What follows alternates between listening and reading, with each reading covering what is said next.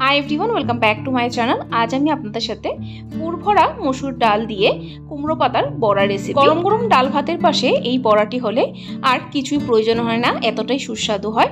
অবশ্যই একবার ট্রাই করবেন, দারুণ লাগে খেতে আর বানানো খুবই সহজ উপকরণ দিয়ে তৈরি করে নেওয়া যায়। তো কিভাবে তৈরি করা হয় চলুন দেখে নেওয়া যাক আজকের এই ভিডিওটিতে। কুমড়ো পাতার বড়া তৈরি করার জন্য এখানে আমি কুমড়ো পাতা নিয়ে নিয়েছি। একদম নরম কচি পাতাগুলো নেবেন, তাহলে বড়াগুলো খেতে দুর্দান্ত লাগে। আর পাতাগুলো এভাবে একটু স্টিম সহ রেখে দিয়েছি যাতে করে বড়াগুলো তৈরি করতে সুবিধা হয়। তারপর বড়াগুলো ভাজার জন্য এখানে 1 কাপ পরিমাণ মসুর ডাল ভিজিয়ে রেখে দিয়েছি প্রায় 2 থেকে 3 ঘন্টা সময় নিয়ে। ডালটা অবশ্যই আগে ভিজিয়ে রেখে দেবেন। তো চলুন এখন ভিতরের পুরটা তৈরি করি। তার জন্য মিক্সিং জারে নিয়ে নিলাম 3 টেবিলস্পুন পরিমাণের মতো পোস্ত, আর তার সাথে নিয়ে নিলাম 1 টেবিলস্পুন পরিমাণ সর্ষে, হলুদ সর্ষে। তারপর দিয়ে দিলাম 2টো কাঁচা লঙ্কা আর দিয়ে দিলাম 1 মুঠোর মতো ধনে পাতা। ঝালটা এখানে নিজেদের স্বাদ অনুসারে দিবেন, যদি আপনাদের কাছে ফ্রেশ নারকেল থাকে সেটাও কিন্তু অ্যাড করতে পারেন। এখন অল্প একটু জল দিয়ে একটা ঘন করে স্মুথ করে পেস্ট তৈরি করে নেব। দেখুন পেস্টটা ঠিক এরকম হবে, বেশি কিন্তু পাতলা করবে না, এরকম ঘন হবে। কারণ যেহেতু ভিতরে পুরটা ভরাবো, পুরটা পাতলা হলে বেরিয়ে যাওয়ার সম্ভাবনা থাকে, তাই ঘন করে বানাবে। এখন এই বাটাটা একটা আলাদা পাত্রে নামিয়ে নেব। তারপর সেম মিক্সিং জারে ডালটাও বেটে নিতে হবে। দেখুন এখানে ডালটা নিয়ে নিচ্ছি, জল সহ নেবেন না, জলটা ছড়া দিয়ে তারপরে ডালগুলো নেবেন।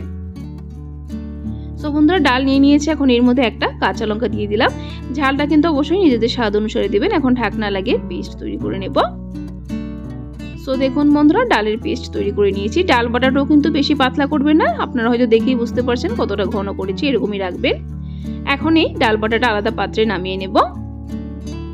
তারপর এর মধ্যে অ্যাড করব স্বাদ অনুসারে নুন। তারপর অ্যাড করব 1 টিস্পুন পরিমাণের মতো কালো জিরে। কালো জিরেটা দিলে ভালো হয় বড়াটা। তারপর কালারের জন্য অ্যাড করব 1/2 টিস্পুন পরিমাণ হলুদ গুঁড়ো। এখন সবকিছু একসাথে ভালো করে মিক্স করে নেব। তারপর বড়াটা যাতে ক্রিস্পি হয়, কুরকুরে হয়, তার জন্য এখানে অ্যাড করলাম 1 টেবিলস্পুন পরিমাণের মতো ভরে চালের গুঁড়ো। চালের গুঁড়োটা ভালো করে মিক্স করে নেব। এখানে অল্প একটু জল দিয়ে দিব, যেহেতু শুকনো চালের গুঁড়ো অ্যাড করা হয়েছে। জলটা দিয়ে ভালো করে মিক্স করে নেব। সো দেখুন বন্ধুরা ভালো করে মিক্স করে নিয়েছি, ডাল বাটাটা আমার তৈরি হয়ে গেছে। এখন যে পুরটা তৈরি করে রেখেছিলাম তার মধ্যে নুন অ্যাড করে দিলাম। নুনটা অবশ্যই নিজেদের স্বাদ অনুসারে দিবেন। নুনটা দিয়ে ভালো করে মিক্স করে নেব। তো চলুন এখন বড়াগুলো তৈরি করে নেওয়া যাক। এখানে একটা কুমড়ো পাতা নিয়ে নিয়েছি, এর মধ্যে পুরটা এইভাবে ভরিয়ে দেব। দেখুন এইভাবে মাঝখানটাতে দিয়েছি যাতে করে ভাজ করার পর মাঝখানে পড়ে এই পুরটা। তারপর এইভাবে সাইড দিয়ে ডাল বাটাটা লাগিয়ে দেব যাতে করে ভাজ করার পর খুলে না যায়, একটার সাথে একটা সুন্দর লেগে থাকে। আর ভিতরের পুরটাও যাতে বেরিয়ে যেতে না পারে তাই লাগাচ্ছি এইভাবে করে। একদম হালকা করে লাগাবেন, বেশি মোটা করে লাগাবেন না। সো বন্ধুরা ডাল লাগিয়ে নিয়েছি, এখন এইভাবে করে ভাজ করে দেব। দেখুন এইভাবে করে ভাজ করে দিচ্ছি আর সুন্দর লেগেও যাচ্ছে।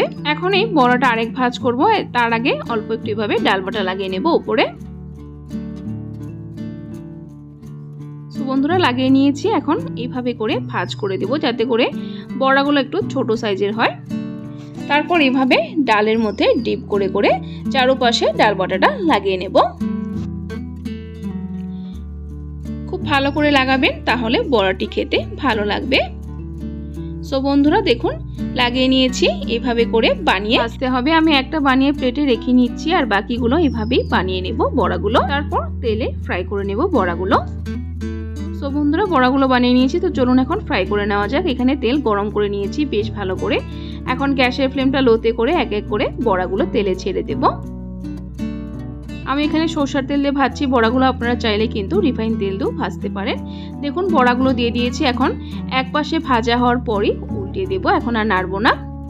সো দেখুন বন্ধুরা এক পাশে ভাজা হয়ে গেছে, এইভাবে উল্টিয়ে দিচ্ছি। তারপর গ্যাসের ফ্লেমটা মিডিয়ামে রেখে দুপাশে সুন্দর বড়াগুলো লালচে এবং ক্রিস্পি করে ফ্রাই করে নেব।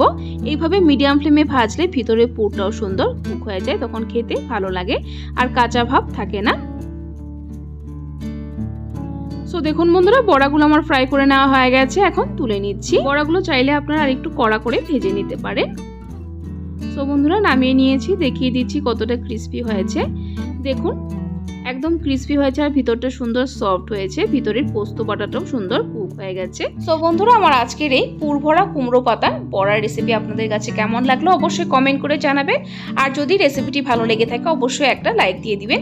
আর এরকম রেসিপির আপডেট পাওয়ার জন্য আমার চ্যানেলটাকে সাবস্ক্রাইব করে দিবেন। সাবস্ক্রাইব করে পাশে থাকা বেল আইকনটা ক্লিক করে অল করে দিবেন, তাহলে আমার চ্যানেলে যখনই কোনো নতুন রেসিপি আসবে নোটিফিকেশন আপনাদের কাছে পৌঁছে যাবে। আর ভিডিওটি যদি ফেসবুক থেকে দেখছেন তাহলে পেজটিকে অবশ্যই ফলো করে দিবেন। ভিডিওটি সম্পূর্ণ দেখার জন্য অসংখ্য ধন্যবাদ। ভালো থাকবেন, সুস্থ থাকবেন।